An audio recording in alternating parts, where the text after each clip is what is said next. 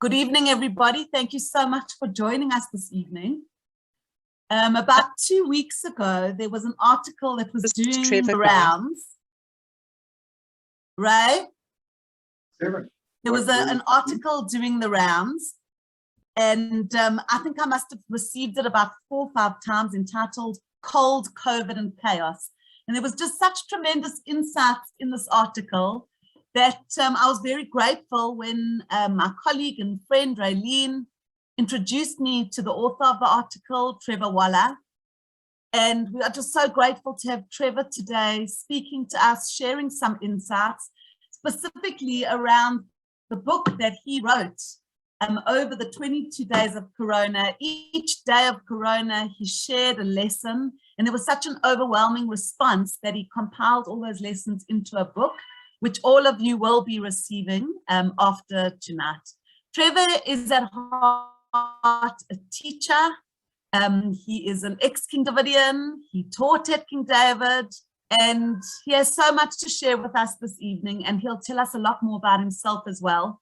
So without much further ado, Trevor, I'm going to hand over to you, and just once again to thank everybody for joining us. We have an amazing response, and I'm so excited to hear what Trevor has to share with us this evening. So Trevor, over to you.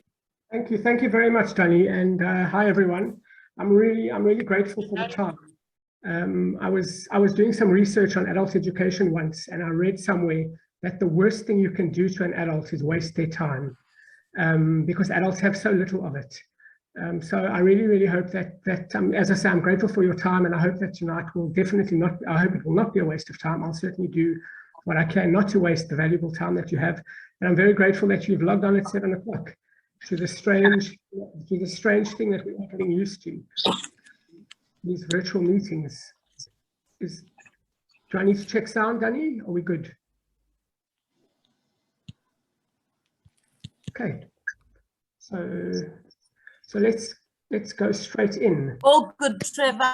Okay, good. Just we can hear you.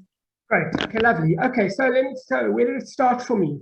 So I had a very strange childhood. I grew up in a place called Logotherapy, which is best known for the discovery of gold, and now known for the testing station. Everybody seems to know that Logotherapy is the testing station. But I grew up in a very small residential hotel in Logotherapy. My parents were the managers of the hotel, which is called the Fountain Hotel. And as I said, it was a small residential hotel.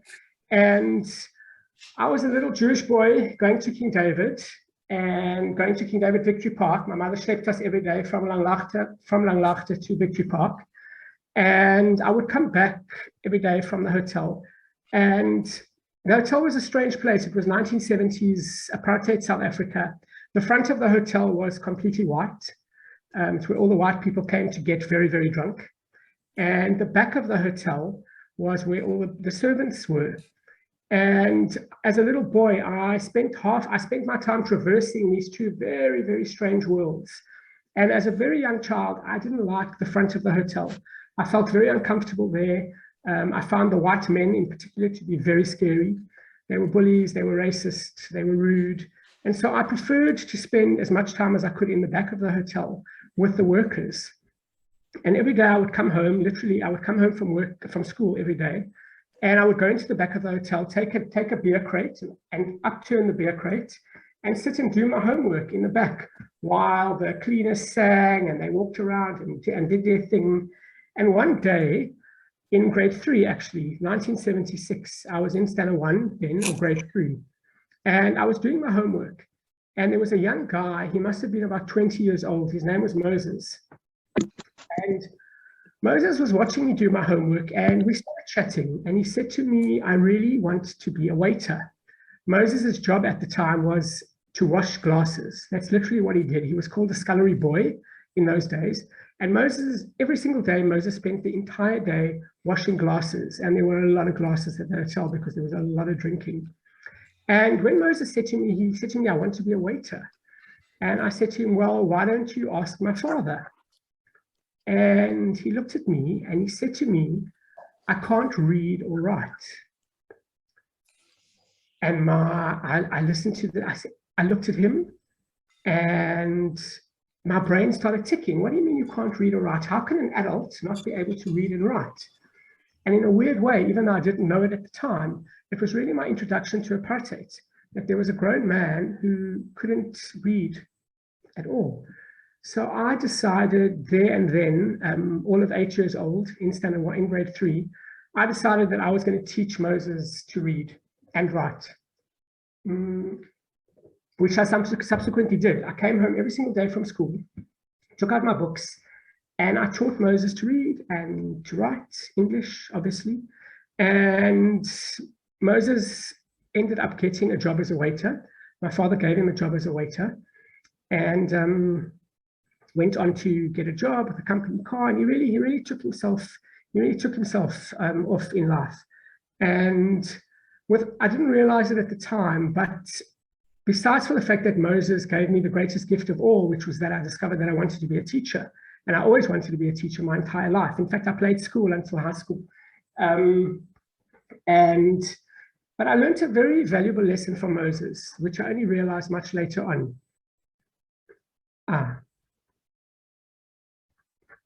And the lesson that I learned from Moses, as this quote says, is that you can't go back and start a new beginning, but you can start today and make a new ending. And I think I've carried that lesson with me always, that we all have a past, we all have stuff that's happened to us. We're all carrying a whole lot of things. And if I had a lot of hours with you, we would talk about what we do with that, with what we do with our past. But the truth of the matter is that what I learned from Moses is that it doesn't matter how it starts, what matters is how it ends. And that we have a choice almost every single day to make a new ending. Just depends what we do with our day, which is what I'm going to be talking about in a few seconds. I obviously went on to study to become a teacher. I was very, very privileged. I studied a course called Open Experimental Education in Israel. I left South Africa after matric, went to varsity. I didn't want to go to the army. And I did my degree at Hebrew University. And then I discovered a course that changed my life in something called Open Experimental Education, which at the time was a very radical way of looking at education. And I thought, because I'm talking to teachers, I'd share with you a story that our lecturer on our first day of the course shared with us. And the story goes as follows, that a father comes home from work one day and he asks his son what he did that day. And the son says, I taught the dog to talk. So the father doesn't really want to discourage his son. So he says, that's very interesting. What can he say? And the little boy says, he can't say anything. And the father looks at his son and he says, well, I thought you taught him to talk. And the little boy says, I did teach him. He didn't learn. And I wish I could hear some laughter. It's such a weird thing on Zoom. But anyway, hopefully you're chuckling, because it was an amazing, that was our introduction to teaching. And our lecturer said to us, teaching is not about what you do. It's about whether they learn or not. And that a good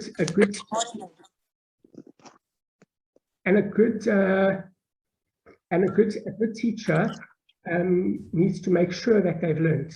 And I really, really love that. And that framed my philosophy of education and my philosophy of teaching. When I did eventually become a teacher, after my course, I came back to South Africa and ironically, I taught grade 3. I qualified as a foundation phase teacher, which I'd like to say that there's a noble reason for that, but the truth of the matter is my Hebrew wasn't good enough for anything else. So I did my teaching practice in a nursery school because at least I could communicate with the kids. And in Israel, nursery school and foundation phase go together. So when I did come back to South Africa after my degree and after my course, after my DELA was released, came back to South Africa and I landed up being a grade 3 teacher, which is quite ironic because that's when I started my teaching career actually in grade 3. And I taught at a whole lot of schools, including King David Santon for a year and a half. And even though I taught a few grades in between, I started in grade 3 and I ended in grade 3. And most of my work was in bridging work, bridging classes, bridging kids. And in my 10th year of teaching, I taught kids for 10 years. in my 10th year of teaching, I realized that I didn't have the patience that I once had, and I didn't feel like being a grumpy old man. So I quit teaching, and I started doing educational writing. And I discovered that I was quite a good writer, and a friend of mine gave me a break. And so I worked in the educational writing fields, teacher guides, textbooks, and I did that for a few years until my writing career took me to a company called Race Corp, where I met a man called Alon Reyes, who runs a business incubator. Wrote 2 books for him, but I was given the opportunity to be head of training at a business incubator. And so I spent 9 years working in entrepreneurial education and helping people to build their businesses, supervising the learning processes of helping people to build their businesses, and also to build themselves, because the philosophy at Race Corp was that you can give somebody all the business knowledge in the world, but ultimately the person running the business needs to know themselves. And so that was really my introduction to the field of personal development. And I spent 9 years researching, teaching, training, and trying to understand the human mind, trying to understand the mind, and also got into business strategy and personal development and business strategy. I taught personal development for 9 years. I told entrepreneurs to have no fear and to go and do this thing. And then in my 9th year at Race Corp, I discovered the book that changed my life, which was Viktor Frankl's The Light is Terrible, Viktor Frankl's Man's Search for Meaning. So if I had a live audience, I'd ask you who's read the book, who knows Viktor Frankl. And if you don't know Viktor Frankl and you haven't read Man's Search for Meaning, it's been described as one of the top 10 most influential books of all time. And I would highly, highly recommend Man's Search for Meaning. Man's Search for Meaning changed my life in more ways than one. Not only its philosophy, but I also discovered that I could go and study logotherapy, which was the brainchild of Viktor Frankl. Logos is a Greek word for meaning, and Viktor Frankl's therapy, or Viktor Frankl's philosophy, is that man is a meaning-making machine. Frankl was in the camps of the Second World War. He was a young psychiatrist when his entire family was shipped off to the camps. And he didn't know it at the time, but his entire family was killed while he was in Auschwitz. And in the camps, Frankl used the camps. He used the camps almost to understand what makes human beings tick. Why did some people share their bread? Why did other people hide their cigarettes? Why did some people give up and die? And how did some people find a way to carry on? How did they find it within themselves to have hope and to say, we can deal with this, and we will deal with this, and we will survive this, and we will not let this destroy us. And he came up with this very interesting philosophy, which he called logotherapy. And I could obviously talk about Frankl for hours and hours, but I'm going to share with you one of Frankl's most powerful quotes. And that is that, and this was his big takeaway from the camps and forms the basis of logotherapy. And what Frankl said is that everything can be taken from man, but one last thing, the last of the human freedoms, to choose one's attitude in any given set of circumstances, to choose one's way. And Frankl's realization was that the one thing that you always have control over and the one thing that can never be taken away from you is your attitude. And as I say, I use Frankl in my life, I use Frankl in my work, but I have this quote in my office, and when I'm having a down day, I always just look up at it now, and I look at the picture as well. And I realize that no matter what's happening to me, the one thing I have control over is my attitude. So going to do a little bit of English gematria. For those of you who don't know what gematria is when we attribute the letters in Hebrew to numbers, or the numbers to letters. And there's a whole lot of interesting things about gematria, but we're going to show you a quick, very interesting English gematria. So if we give every single letter in English a number, A is 1, B is 2. And we add up some English words. When we add up leadership, we get to 89. When we add up knowledge, we get to 96. And when we add up hard work, we get a little bit closer to 98. But when we add up attitude, believe it or not, and you can do the maths, attitude literally adds up to 100%. And if you don't believe me, you can add the numbers. So obviously it's English and there's no gematria in English, and it's obviously coincidence, but it's a really, really nice thing that even in the word attitude, we get a message that attitude is everything, 100%. And when I found this little what I call party trick, I was very, very excited because it's one of the big messages that I teach, that attitude is everything. So with my attitude firmly in check, when Ramaphosa announced last year that we were having a 21-day lockdown, I had written a book for my niece. My niece turned 18 about 3 years ago, and she was making Aliyah. She was going to the Israeli army, and I wrote her a book called 22 Lessons. 22 is my number, and throughout her life, I'd obviously shared with her all kinds of things that I had learned. And so I decided I was going to put these lessons into a book to give to her when she left for Israel. So I wrote a book called 22 Lessons, and it sat on my laptop for 3 years. And when Ramaphosa announced last year that we were having a 21-day lockdown, my brain went 21 days, 22 lessons, got to do something with this. So I decided, as Danny said, that for every single day of lockdown, I would take one of the lessons and I would post it on Facebook with a little bit of a Corona twist. And I put it onto Facebook, and the first day I got a few responses, and by the third day, I was having quite an amazing response to the lessons, and it was really resonating for people. The first lockdown was incredibly difficult for most people. There's a lot of uncertainty. People were looking for some kind of wisdom, and the lessons resonated. A friend of mine told me to turn it into a blog. I turned it into a blog. I built my website in the first 3 weeks of lockdown, and I actually had an amazing time. And by the end of lockdown, I had my 22 lessons, and I decided it was time to publish. So I published the book, and the basis of the book is that, as the slide seeks to demonstrate, is change your mind, change your world. That we're all looking outside for change, but really change starts inside, and it starts in our head, and it starts with our thoughts.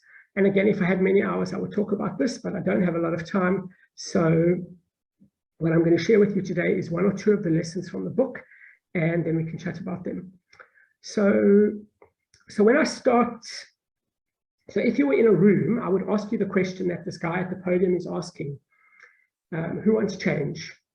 And I think it's fair to say that every single one of us wants something in our lives to change.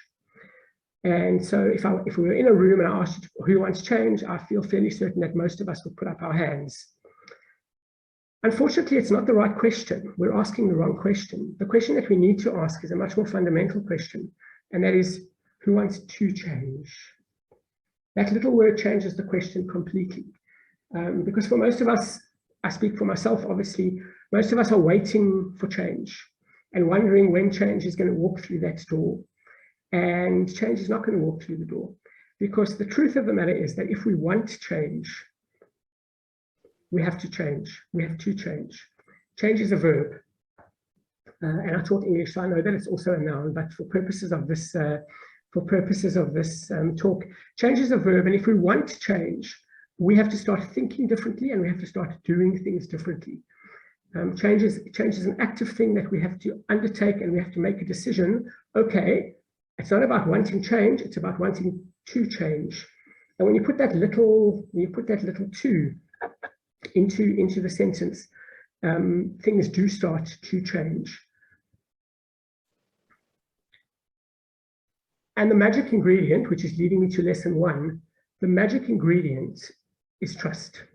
You need to buy a phone card from the machine with money. Do you have any money? Somebody mute. Do you have any money? the magic ingredient is trust. So then people say, well, trust what? So I'm going to ask you what that is. But obviously you're all on mute, so I can't. So I hope you'll all, that's an ECG, that's a heartbeat. It's a representation of a heartbeat. And what's that? Obviously death, right? So Hashem, in his wisdom, when he gave us our heartbeat, he was almost telling us that this is what life looks like. Life is up and down. Life cannot ever be a straight line. And most of us resist it. We resist the ups and downs of life. We resist the bad. When things go wrong, we say, why me? Why is this happening to me? And the answer is because you're alive. And the truth of the matter is, if you want, the only way to have a straight line is to die. And so the big lesson is to stop resisting the nature of life itself, and to acknowledge and to internalize the fact that while you are alive, it cannot be a straight line. It will never be a straight line, and God forbid it is ever a straight line. And those of us who have lived through the last year know all too well that there are a whole lot of people that were here a year ago that unfortunately for them it's a straight line now. And those of us who survived, and I do see us as survivors, and I think we need to see ourselves as survivors. We survived the ups and downs of this crazy, crazy year, and we survived the ups and downs of our life actually. And the secret is to trust life. And so lesson number 1 in the book is trust the process. I call it TTP, and anybody who's ever worked with me or knows me knows TTP. There are thousands of entrepreneurs walking around South Africa who are TTPing, hopefully, or saying TTP. And we need to trust the process, and the process is the process of life.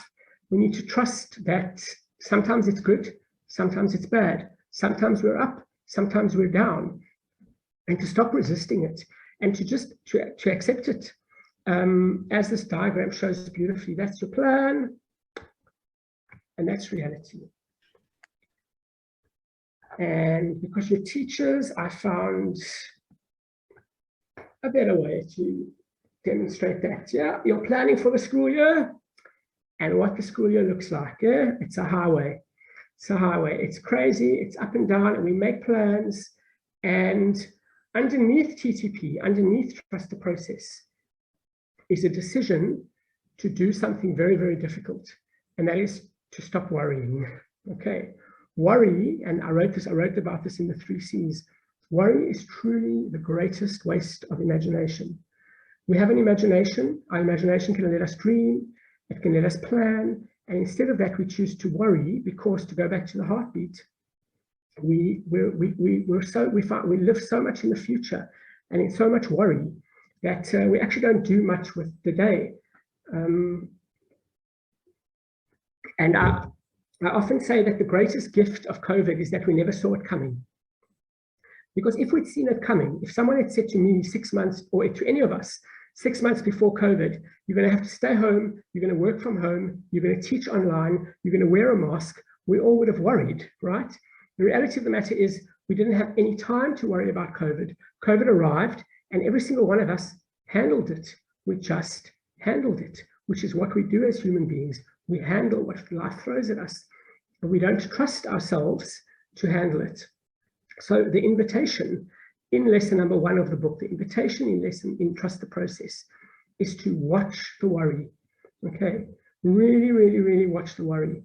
I'll tell you a funny story. I went to KwaZulu-Natal 2 months ago to do some training in upper northern KZN, absolutely rural. It was 2 months ago. The 3rd wave was hitting, and the people that I was working for took every COVID precaution under the sun. We sanitized, we had distance, we wore masks, we did everything we could to prevent COVID. I got back from KwaZulu-Natal and I got tick bite fever.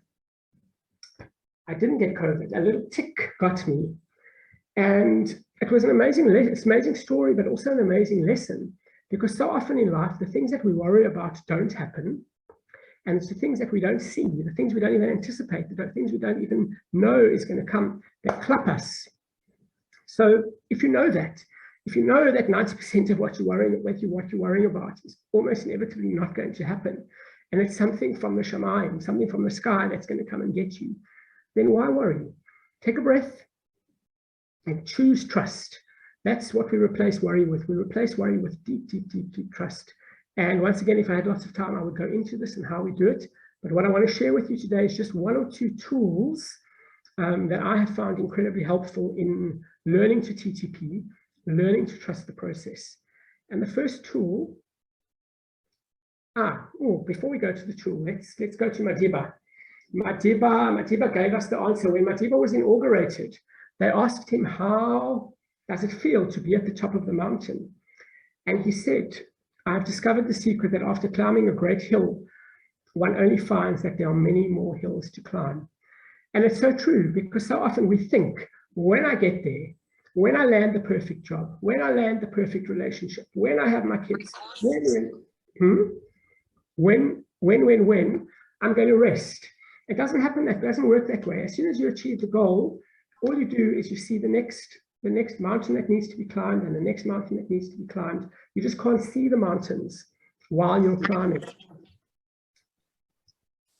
Oh, that's nice. And life is really a series of moments. This is a Viktor Frankl concept. And the moment, the now, is what matters. And too many of us spend too much time either in the past, which at some point we need to do our work. I always say to people that I'm training, we need to do our work to let go of some of what happened. And when it comes to the future is unknown. It's literally unknown. And the moment is what matters. And in English, the word present is such a beautiful word, because it doesn't only mean the moment, it's also a gift. And as I said to you earlier, every single one of us has been gifted with the present, with the moment.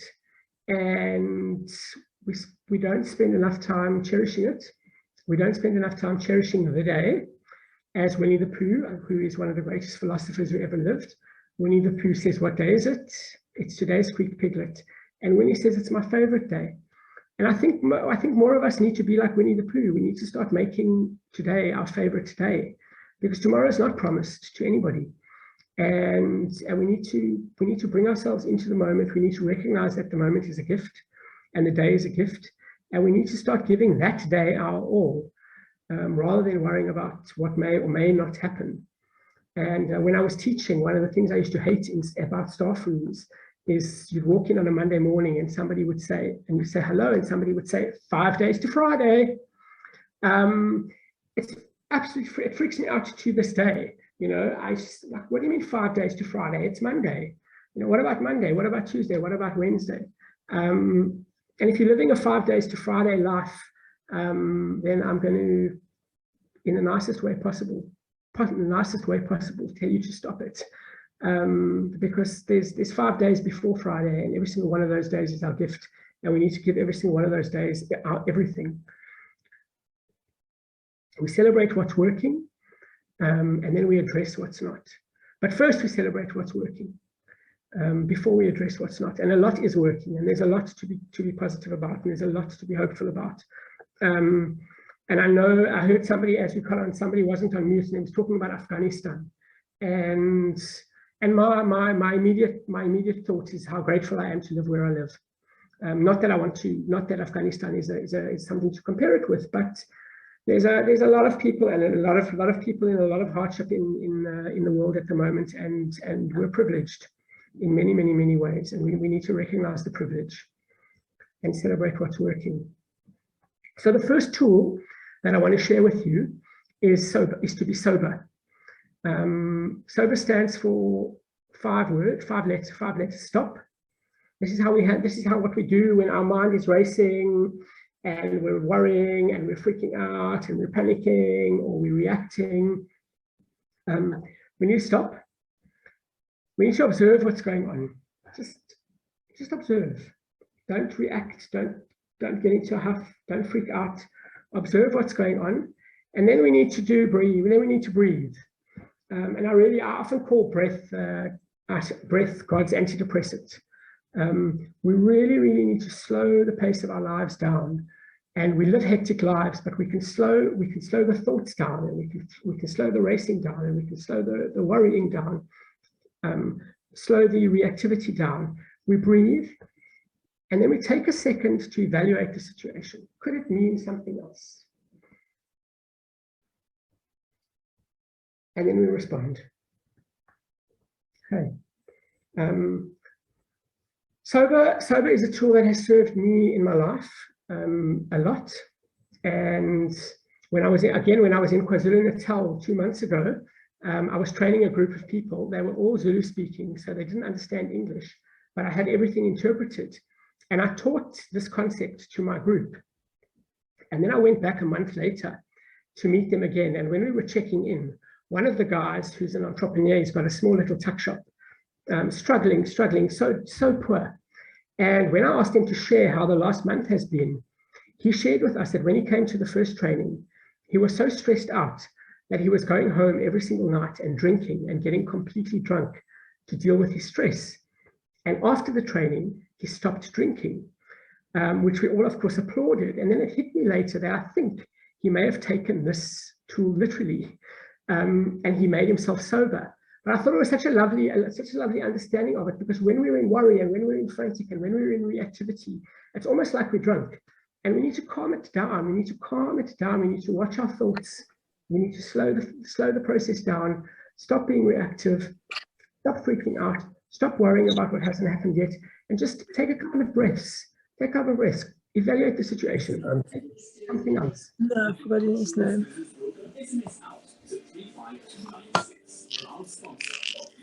Daisy Schwarman says, hope you all.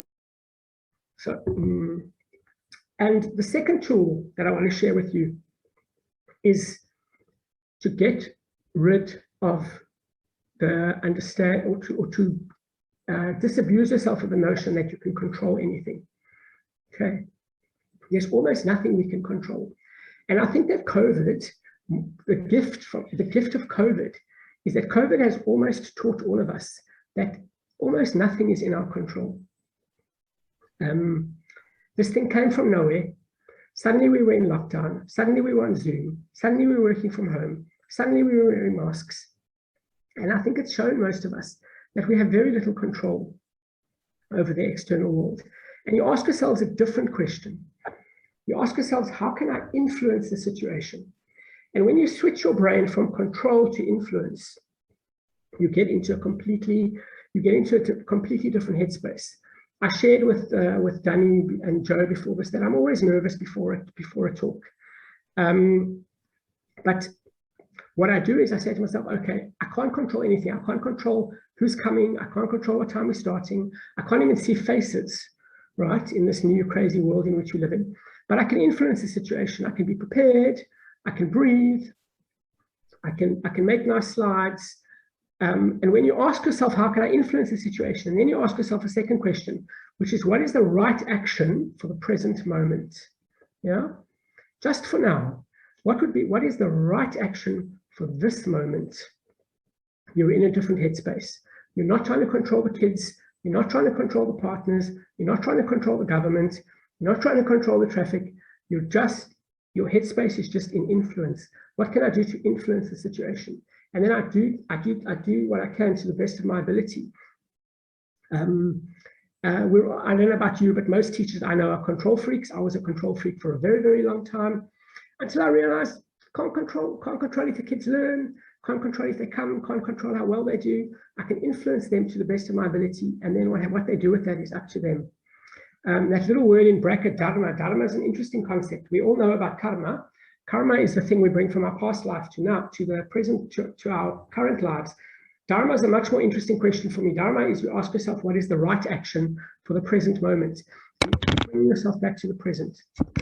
You keep saying, what is the right action for this moment? And then we stop reacting, we stop freaking out, and we really, really start to TTP, start to trust the process. And lesson number 2, which I'm just going to give you a taste of, because you will be getting the books. Lesson number 2, which follows on from Trust the Process, is Monday before Tuesday.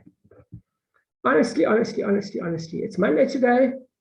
Let's give Monday our all. And let Tuesday arrive. Let's all wake up, hopefully. Be grateful for being alive. And let's deal with Tuesday on Tuesday. Let's deal with Wednesday on Wednesday. It doesn't mean you mustn't plan. Okay, this is something that people confuse. People confuse this. People think that living in the now means you can't plan. And again, we'll go back to Viktor Frankl. Viktor Frankl's philosophy, he said, keep your eye on the future, right, but not your life. Okay. It's one thing to keep your eye on the future. It's another thing to live in the future. And for most of us, that's anxiety, that's worry, that's making up all kinds of stories in our head. The reason that my 3 C's post hit such a nerve in that moment, I think, is because in that moment we all panicked. We absolutely panicked. We decided this was the end. In reality, it was a terrible week in our country. That's all. That's all it was. It was a terrible week. It wasn't the end. And I knew it. I knew it in the moment. I knew instinctively that this was going to pass. It always does. And so I wrote that post, and it hit a nerve. And I think the nerve that it hit was this: Monday before Tuesday. Let's deal with things as they come. Let's not worry about them, and let's deal with them when they come. And the person that I have to thank, another hugely influential person in my life, was a lady called Susan Jeffers. Susan Jeffers wrote a book called Feel the Fear and Do It Anyway. And Susan has a very, very interesting, quite simple philosophy. And Susan says that when you look back at your life, however many years you've lived on this earth, she says, if you look back on your life, the truth of the matter is that there's nothing that's happened to you that you haven't handled. You may not have handled it very well, always, right? You may have failed a few times. You may have freaked out about it a few times. But the truth of the matter is that human beings are unbelievably resilient. And we handle whatever life throws at us. That's what we do. And each one of you, and I wish we were in a room and I wish I could see your faces, each one of you has handled what life has thrown you. You've handled COVID. You've handled working from home. You've handled teaching on Zoom. You've handled living in a mosque. We've handled it. And if I had said to you 2 years ago, this is what's going to happen, right? You're going to work from home. You're going to work on Zoom. You're going to teach virtually. You're going to wear masks. You're going to...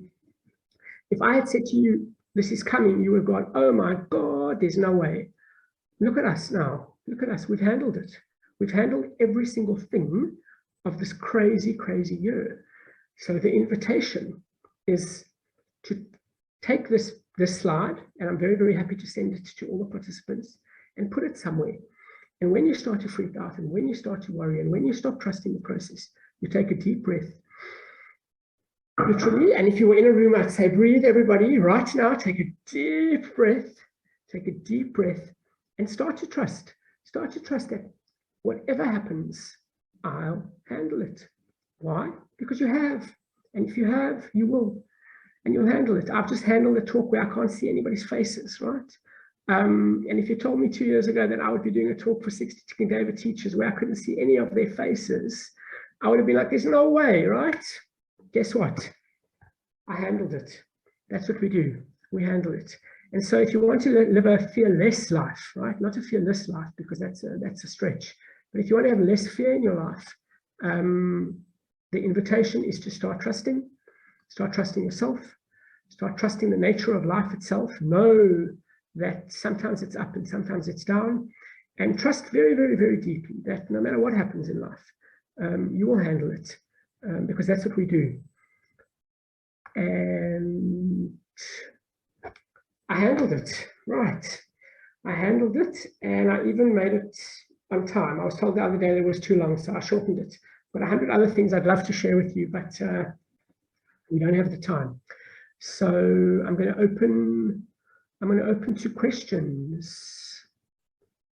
Yeah, perfect. I'll manage the chat, and if anyone wants to unmute and ask a question, that's also perfect. Does anyone have any questions for Trevor anything that they'd like him to expand upon, or something they wish to ask?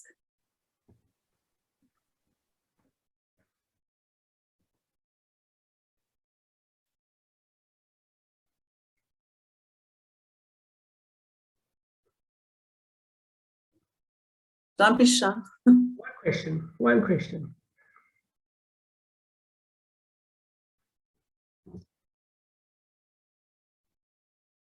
Well, Trevor, I'm interested for you to just share with us a little bit about your days as a King Davidian and how that shaped you and your insights. King David, sure. Sure, King David was hard for me. I'll be honest with you. I went to Victory Park, and as I said, I lived in Logotherapy, so it was a strange schooling. It was hard for me. King David was hard for me socially. I was hardly a macho sports playing guy. But I will tell you, and the King David gifts came afterwards for me. First of all, I loved school. I loved the learning part of school because I wanted to be a teacher. So I absolutely loved the learning part of school. High school was different. High school changed. I went on Orpan and Orpan changed everything. And so the last 3 years of school were fantastic. But I'll tell you, the gifts of King David came later when I realized what an incredible education I got. I had no perspective at the time. So I had no perspective on what was happening in other schools. And when I hit varsity and I realized, sure, I'd been taught thinking skills.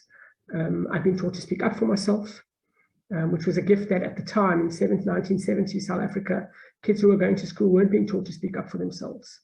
And we were given an unbelievable amount of latitude even then. Even though it was the old South Africa, and schools were very restricted than they are now and different from what they are now.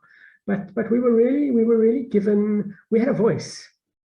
And I think because I've seen my niece go through Victory Park and I've seen my nephews go through Linksfield, and I think it's the same. I think it's the same now. People always describe Jewish kids as brats, and I really hate it. It's not my experience. Even when I taught at King David Santon, when I tell people I taught at King David Santon, oh God, those brats. I loved the kids. I absolutely loved them. I didn't experience them as bratish at all. I think that King David gives kids a voice. And I think it's an incredible thing to give people. The schools many of the schools I taught at, it was a shut up, I'm talking kind of mentality. And I don't think that happens at King David. And I think it's an amazing thing about the Jewish day school system. In fact, I think it's an amazing thing about Jewish families, actually, that kids have a voice. I think it's a great gift to give kids. You're on mute, Tani.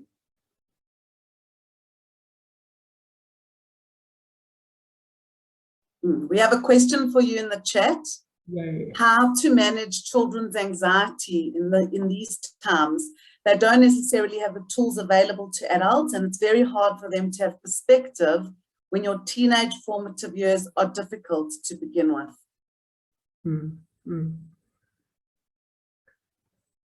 That's a brilliant question. So I think we handle kids' anxiety. We handle kids' anxiety the way we have to handle our own anxiety. And because we don't have a lot of time, and I've only shared with you one of the lessons, but I think we need to teach children to trust the process. I really think we need to teach children. First of all, we need to teach children that life is not easy. Okay, and it's something that we miss. I think that a guy called M. Scott Peck, he wrote a book called The Road Less Traveled. And he starts the book with the words, he says, life is difficult. And once you accept that life is difficult, it becomes easier. It's almost like this thing in our heads that life is not supposed to be like this, when life is supposed to be like this, right? Life is not easy. It's the heartbeat. And the kids in the last year have had an incredibly hard time, but that's life. It's not supposed to be easy. It's our resistance to it. It's our resistance to life that it shouldn't be this way, right? It should be some other way, when actually it shouldn't. It should be exactly how it is. And I think we need to, first of all, I think we need to teach kids to breathe, right? To really, really breathe. I don't think any of us do enough breathing. To slow it down. We need to teach them to trust the process. We need to teach them to develop resilience to handle, same as exactly what the class says, the resilience to handle whatever life throws at them, and to know that they can handle life, they can handle the ups, they can handle the downs, and I know that it's a truism, and I hate this too shall pass, because I think that this too shall pass takes away from the anxiety. But on some level, we do have to internalize that it's never all bad, it's never all good. We're not going to be in lockdown for the rest of our lives. We're not going to be in COVID for the rest of our lives. It's going to pass. What it's going to become, I don't know. I think we're going to be in masks for longer than we'd like to, but it's not forever. And I think that we need to give children tools to really develop trust in their ability to handle what life will throw at them. And to, that's, as they say in Hebrew, al-rega lachat, on one leg. I don't know if that answers the person's question, if they've got a follow-up or they want to comment. Thank you, Trevor. Thank you so much. If no one has any more questions, then let's call it a night for tonight. Thank you so much, Trevor. Thank you to all of you for joining tonight. You will be receiving your book that we'd like to give to you on behalf of King David Schools and the board. And just thank you for making the time. I know how difficult it is to make the time to attend these sessions, especially during your precious evening time with your families. Have a good night. Thank you, Trevor. Thank you for your amazing insights. I've received a lot of messages already, just thanking you and just acknowledging you for the amazing talk tonight. And good night, everyone. See you tomorrow. Thank you, Trevor. Thank you very much. I really appreciate it. Thanks, everybody. I hope you enjoy the book. It's an easy read.